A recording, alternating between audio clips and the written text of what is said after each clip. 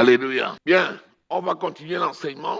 Nous continuons l'enseignement sur la rébellion ouverte. Qu'est-ce que nous avons dit hier? Que la rébellion ouverte, c'est quelque chose qui doit être banni dans les assemblées. Parce que la rébellion ouverte, c'est souvent la conséquence d'un processus. Lorsqu'on est vigilant, avant que ça ne soit ouvert, on doit pouvoir mettre en évidence les signes pour les désamorcer. Quelle est la finalité? La finalité, c'est de bâtir le royaume de Dieu. Le royaume de Dieu qui va être physique est déjà dans notre cœur. Et actuellement, le travail que nous faisons dans la maison de Dieu, c'est préparer cette maison spirituelle, ce royaume de Dieu, afin qu'il devienne une réalité visible sur la terre. Ça suppose quoi? Ça suppose que le caractère, qui est celui de Christ, nous permet de bâtir ce royaume. Et donc nous sommes non seulement une sentinelle pour nous, mais nous sommes une sentinelle aussi pour les autres.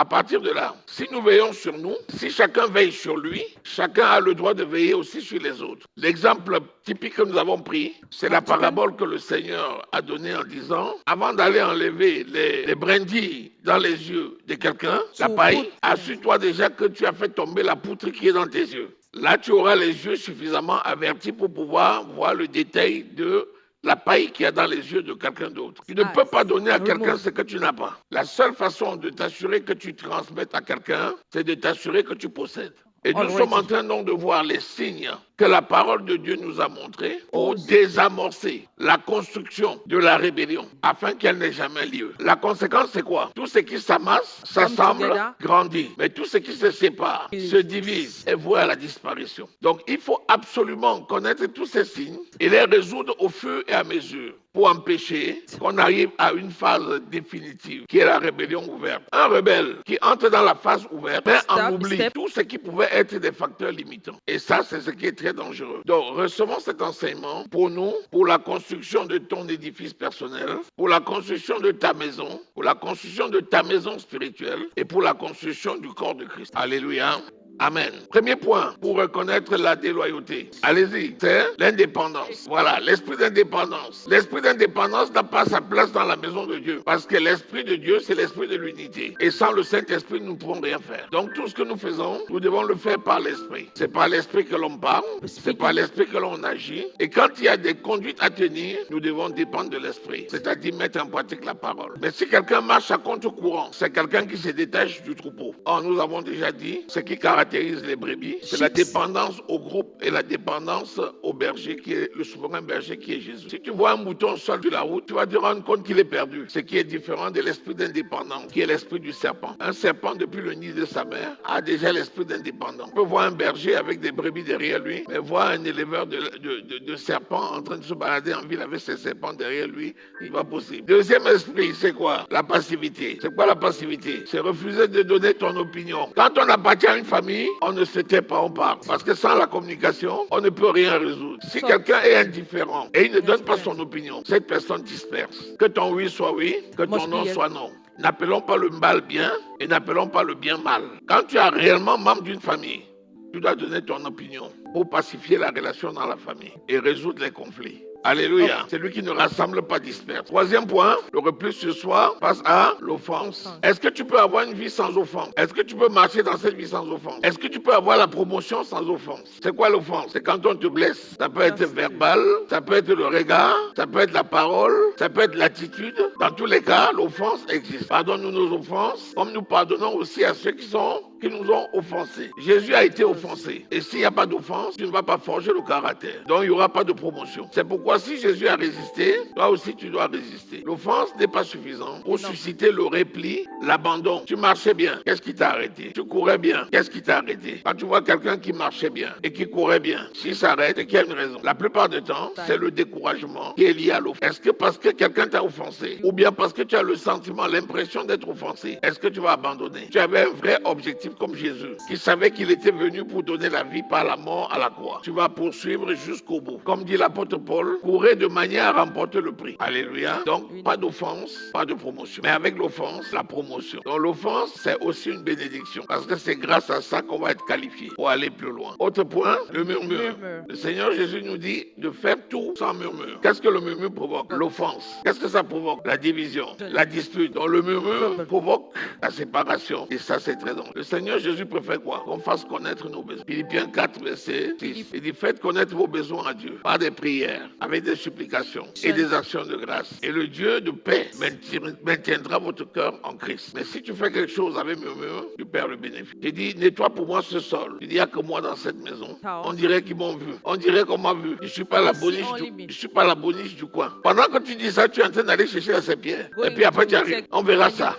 Il n'y a pas que moi dans cette maison. Pendant que tu es en train de travailler, tu es en train de murmurer et tu es en train de maudire. Est-ce que tu vas tirer le bénéfice de ton travail? Non. Amen. Il dit, fais ce sol. Tu me dis, papa, j'ai une remarque. La plupart du temps, je remarque que c'est les mêmes qui le font. Est-ce que c'est normal? Est-ce qu'on peut faire normalement cette remarque? Oui. C'est comme ça normalement qu'il faut faire. Faites connaître. Alléluia. Faites connaître. Qu'est-ce que je vais te dire? Je vais dire, oui, tu as raison. Même moi, je l'ai aussi remarqué. Mais si tu le fais de bon cœur, tu auras ta récompense. En ce qui me concerne, je vais encourager la plupart des gens dans l'église à participer à cette action. Est-ce que la conversation qu'on a eue est correcte? Est-ce que c'est comme ça que ça doit se passer? Oui. Sinon, si tu murmures, tu vas perdre le bénéfice. Nous avons l'exemple pour l'évangélisation. L'apôtre Paul dit, malheur à moi si je n'annonce pas l'évangile. Si je le fais avec joie, j'ai ma récompense. Mais si je le fais en murmurant, je perds ma récompense. Donc ça m'est imposé. Je le fais avec murmure. Il ne faut pas faire avec murmure. Alléluia. Voilà comment on peut faire des choses authentiques et perdre ses bénédictions. Après le murmure, l'usurpation. C'est quoi? Le sentiment que quelqu'un d'autre a pris ta place. Cet esprit est très dangereux. Pourquoi? Parce que c'est le Seigneur qui appelle et c'est le Seigneur qui établit. Chacun est unique.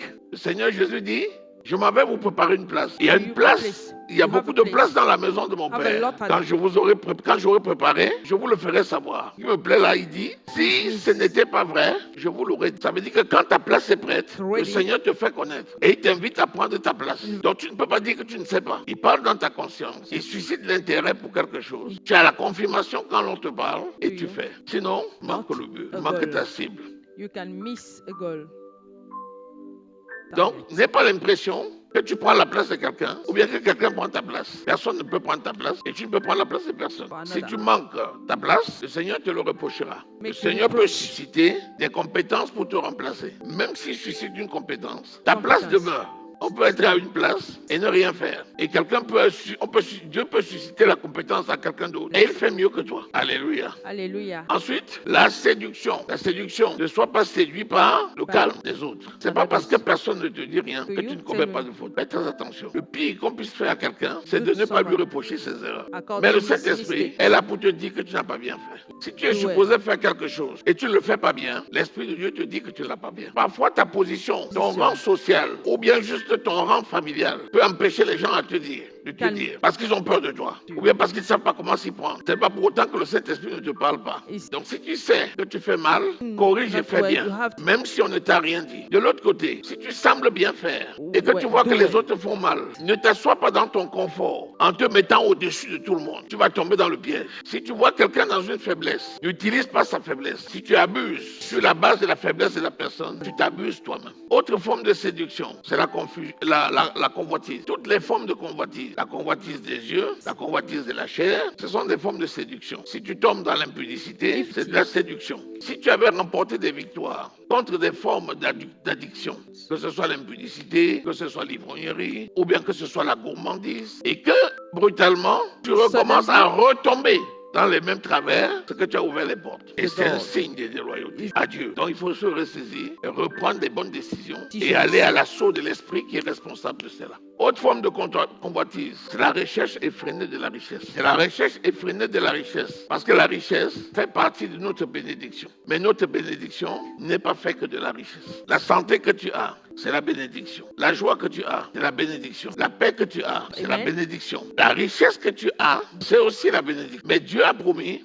qu'il ne t'abandonnera pas, il ne te délaissera pas. Donc si nous sommes bénis avec Abraham, le père de la bénédiction, c'est une bénédiction équilibrée. Dieu peut-il choisir d'enrichir quelqu'un? Oui. Pourquoi? Parce que chacun a son appel. Il y a des gens qui sont appelés comme sacrificateurs. D'autres vont être appelés comme chantres. Un autre va être appelé dans les prodiges et les miracles extraordinaires. Dieu va appeler quelqu'un pour l'enrichir. Comment c'est? Tu sais que tu sais que tu es appelé pour financer le. Un critère majeur, la recherche de cet argent ne t'empêche pas de faire l'œuvre de Dieu. Mais tout ce que tu fais réussir. Tu as les idées, tu mets en pleine application, ça marche. Amen, Dieu te fait les papa. connexions. Il t'envoie les bonnes personnes. Il suscite des vrais business. Et il fait prospérer sans que cela ne t'empêche de faire l'œuvre de Dieu. Mais si par contre, tu te retrouves en train de courir à chercher la richesse, tu cravaches, tu souffres. Parce que de jour comme de nuit, tu es à fond là-dedans. Le signe qui montre que tu n'es pas appelé à ça, c'est que tu délaisses tout ce qui est spirituel au fur et à mesure. Quand c'est comme ça, pour mettre un coup d'arrêt, revenir à la charge, rentrer dans les bons sentiments, laisser de côté tout ce qui te perd le temps